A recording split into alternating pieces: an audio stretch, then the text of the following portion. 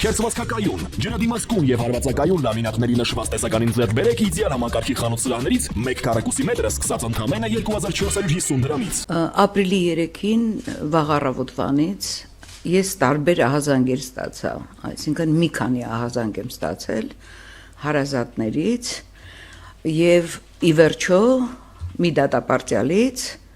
որի հետ խոսելիս ես ոռնոց էի լսում։ Դա մի սարսափելի վիճակ էր։ Ես անմիջապես զանգահարել եմ քրեակատարողական ծառայություն հասարակայնության հետ կապերի բաժին եւ հարցրել եմ ինչա կատարվում 5-րդ հարկում Նուբարաշենի։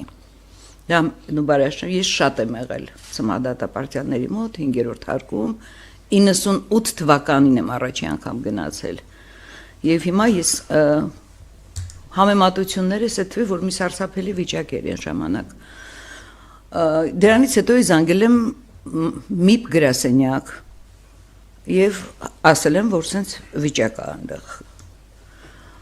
Մանրամասն տեղեկություններ եմ ստացել եւ ես անմիջապես գրառում եմ արել, որովհետեւ դա արտառոց իրավիճակ է, երբ անպաշտպան մարդկանց մտնում են այդ սպեցնազ կոչվածը 30-40 հոգով, ես հիմա ձեզ կնկարագրեմ, թե ծեծ խոշտանգումը ներողություն, ինչպիսին է եղել, երբ գետնին տապալելով, նախ խցերը ավիրել են, ամեն ինչ թափել շպրտել են սնունդը, հագուստեղենը եւ այլն, եւ գետնին են գցում ուրեմն դատապարտյալին, կանգնում են վրան ու սկսում են դուբինկաներով ծեծել, ասենք այդ կոտրվածքների մասին տեղեկությունները, դա այդ հարվածները, ինչի համար հարցնում էին բոլոր դատապարտյալները, ինչի համար են դա անում, ուղղակի այդպես են ուզում, այդպես են։ Ես 16 թվականին էր նման մի բան պատահել, էլի Նուբարաշենում, այն ժամանակ էլի օմբուդսմենի գրասենյակը արձագանքեց, իդեպ շնորհակալ եմ օմբուդսմենի գրասենյակին, Տիկին Մանասյանին, արագ արձագանքման համար, եւ ինձ թվում էր, որ դեռ դա շարունակվում էր, եւ իրենք շատ արագ են արձագանքել եւ գնացել Նուբարաշեն։ Նուբարաշենը դա բռնությունների որջ է։ Այդ 16 թվականին էլի օմբուդսմենի գրասենյակը գնաց եւ հայտնաբերեց այնտեղ ինչ էր կատարվել։ Այն ժամանակ իրոք ներքնակներ այրվել էին, որովհետեւ դատապարտյալները փորձել են պաշտպանվել այրելով դռների վրա պահելով, որպեսզի իրենց այդ ջարդը չիրականացնեն, այսպես ասած։ Եվս ուրիշ մի քանի տարի առաջ Նուբարաշենի բանտում ուրեմն դանակահարել էին կալանավորին ռեժիմի պետի տեղեկությամբ եւ այլն, այն ժամանակ վարչության պետին հետո հեռացանեցին աշխատանքից։ Այլ ուրիշ դեպքեր էլ կարող եմ ասել եւ Նուբարաշենը դա մի կատաստրոֆիկ, կներեք ես բառով ասեմ, բանտ է, որը շարունակ պիտի քանդեն, բայց չեն քանդում, այսինքն հանեն այդ պայմանները, իրավիճակը այդ բանտում, այդ մարդիկ ոնց են այնտեղ։ Եվ ես այս դեպքում ես տարիներ շարունակ ծմադատապարտյալների խնդիրներով եմ զբաղվում, դա գիտեն բոլոր նախարարները։ Ես միշտ հանդիպում էի նախարարների հետ։ Օրինակ Գրիգոր Մինասյանի ժամանակ փոխնախարար Բալյանի հետ այսպիսի դեպքեր իհարկե չի արձանագրվել, բայց երբ խնդիրներ էր լինում իմ այցելությունից հետո, ես գնում էի, աշխատում ենք այդ խնդիրները լուծել եւ ոչ թե հրապարակել։ Հասկանում եք, իսկ խոշտանգումը, բռնությունը դա արտառոց իրավիճակ է, այն էլ ծմադատապարտյալներին, որոնք իրենք տարբերվում են իրենց օրինակելի վարքով։ Տիկին Ալեքսանյան, խնդրեմ ներկայացնեք մասնավորապես արդյոք տեղեկություններ հայտնել են ձեզ, որն է եղել պատճառը։ Դե ես ասում եմ, որ իրենք հարցնում էին, ինչ է եղել, ինչ է պատահել։ Ես հիմա կասեմ մի բան։ Ուրեմն զբոսանքի ժամանակ երգել են դատապարտյալները տարբեր երգեր։ Ինչ որ մեկը երգել է Դոլյա Վարավսկայա։ Ու դրանից հետո, դրանից հետո է եղել այս ամեն ինչը։ Այդ սպեցնազը, որը իրենց խփում էր, ասում էր դուք պետք է երգեք Գասպադա աֆիցերի։ Պատկերացնում եք։ Դա ես ամենայն պատասխանատվությամբ եմ ասում, որ ես մի քանի հոգու հետ եմ խոսել եւ երբ որ բոլորը նույն բանն են պատմում, դու չես կարող կասկած ունենալ այլևս լրամաս։ Դա ուղղակի, հա, եւ ասեմ ամենակարևորը, հիմա ասեմ, որ սա շարունակվում է 1 ամսից ավել։ Եվ մեկը ասեց, որ գոնե սա վերջինը լինի։ Պատկերացնում եք, զինծառայողների ծնողներն են, երբ որ իրենց ворցիները զոհվում են, նրանք են այդ բառերը ասում։ Շատ ազդեցիկ էր, եւ շատ ծանր տարա այս մի քանի օրը այս տեղեկությունները։ Եվ սրան հավել եմ նաեւ, որ Spetsnaz կոչվածը, որը ես համարում եմ բանդիտական խումբ, իր արտոնյալ վիճակով առևանգել է դատապարտյալներից մեկին։ Ես կարող եմ հրապարակել անուն ազգանունը, Դավիթ Մինասյան։ Երկրորդ օրը դեռ նա չկար տեղում, այսինքն դա ո՞նց կարող է առևանգել, ո՞նց կարելի է, չեմ հասկանում ինչա կատարվում, գիտեք։ Իսկ հիմա նա որտեղ է։ Ես չգիտեմ։ Ես սա հայտարար ասում եմ, որպեսզի մարդիկ հավաքեն այդ տեղեկությունները, ճշտեն այդ ամեն ինչը եւ այսինչ արտոնյալ վիճակա։ Ես գիտեք ինչ, ես աշխատել եմ Միջին Ասիայում, Human Rights Watch-ի գրասենյակում եւ այնտեղ դա բռնատիրական երկիր է, Ուզբեկստանը, եւ նրանց բանտերը դասվում են անմարտկային բանտերի շարք, այսպեսի կարգավիճակ ունեն ամբողջ աշխարհում։ Նուբարաշենը, ես մյուսների մասին չեմ կարող ասել։ Ես շատ եմ եղել եւ Արմավիրում, եւ Սևան քրեակատարողական հիմնարկում, տարբեր տեղ, բայց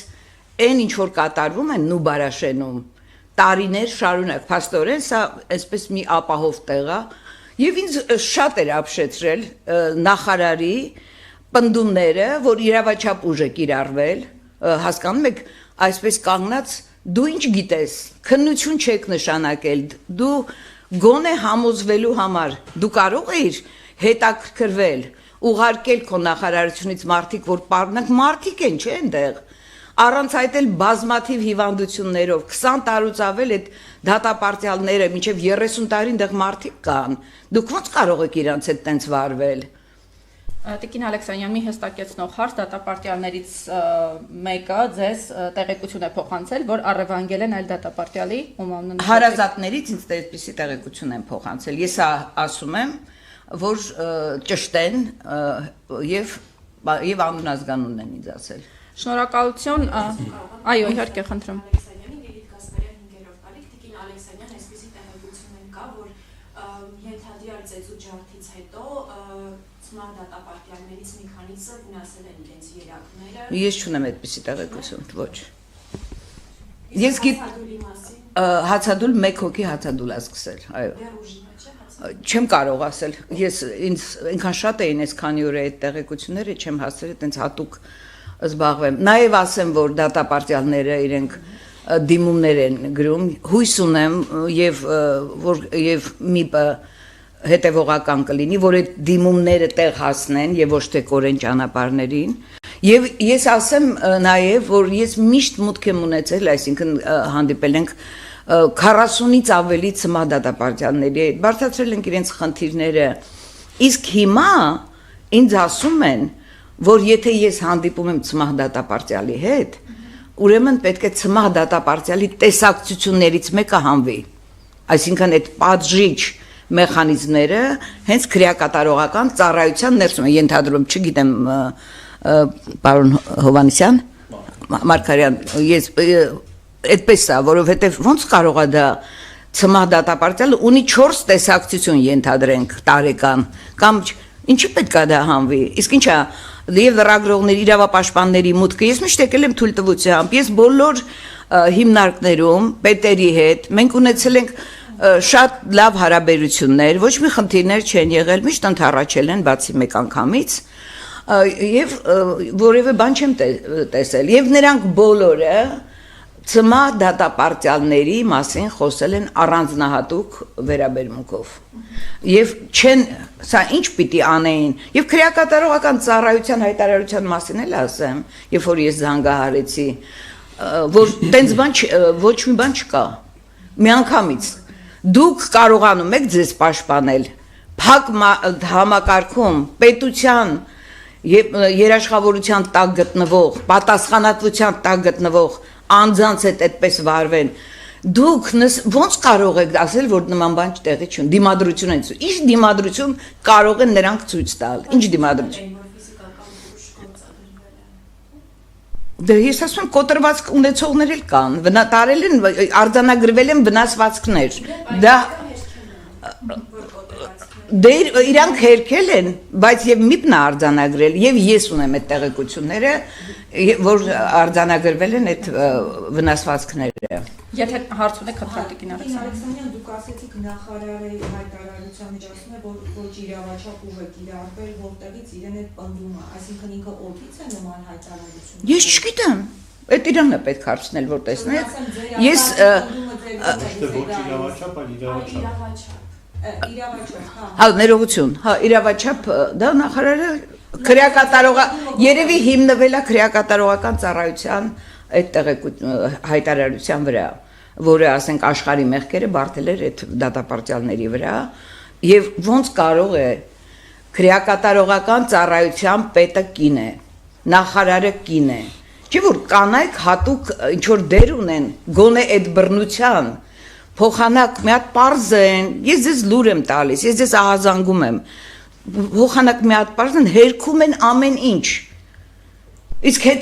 հետաքրքրում է ձեզ, ոնց կարող եք դուք նստեք այդտեղ իմանալով բռնությունների մասին, ասենք քրեակատարողական ծառայության պետը կամ չգիտեմ, այդ ամբողջ կազմը,